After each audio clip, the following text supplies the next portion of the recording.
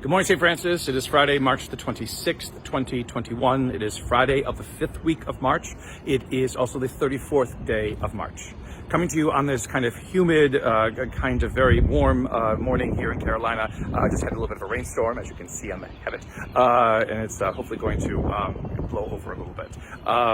But coming to you from the courtyard of the Franciscan School, our school here on the campus. We have just had morning prayer on the statue of St. Francis in the Walk of Gubbio behind me. But one of the more beautiful parts of it at this time of the year, so you go all the way around, is this redbud. This redbud tree, which is finally in bloom. And so looking glorious and wonderful on this Carolina morning.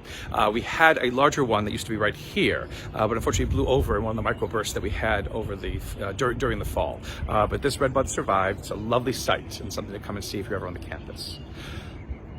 In opposition to this lovely redbud, and again, this kind of nice, very warm morning that we have in Carolina, our readings today speak of terror, speak of denunciations, speak of the growing antagonism and the growing threats between Jesus and Jewish leadership. The prophet Jeremiah speaks of terror on every side. Denounce him, let us denounce him, because Jeremiah is trying to speak the truth to people who do not want to hear it, who are basically locked in their own small-mindedness, in their own small ways of understanding things, and dare not be challenged because of the upset they feel that will happen if they are challenged.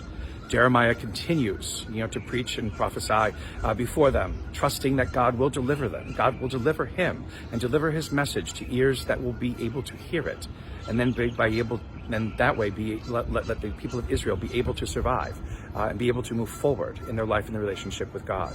But Jeremiah must face the denunciations and the threats of violence against him. The same thing is mirrored now in Jesus' continued dialogue with the Pharisees, with the scribes, with all of Jewish leadership in John's Gospel. Again and again, their narrowness and smallness of heart, not wanting to see God in any shape or way except for the narrow and the small-mindedness in which they have shaped and they have nurtured images and understandings of God, does not provide them the ability to hear and to listen to what it is, that God is speaking to them through Jesus of Nazareth. And so they plot to get away, to get rid of him, to eliminate him, to kill him, to plot his own death. And Jesus says, why are you doing this? I am not speaking blasphemy. And they say he is, but his blasphemy is daring to speak differently and think differently than the status quo, than what everybody else thinks is the way things should be. Jesus basically then defends himself. If I am not doing the work of God, then my work should not be bringing life and dignity and value to people's lives, and yet they are. So it must be the work of God that I am doing, and why do you refuse to see it? Why do you refuse to believe it? Why do you refuse to embrace it? Again, all this Lent, we have been trying to open our hearts and our minds to the truth of who and what God is for us, and then what we must be in that light of God, and then for and with each other.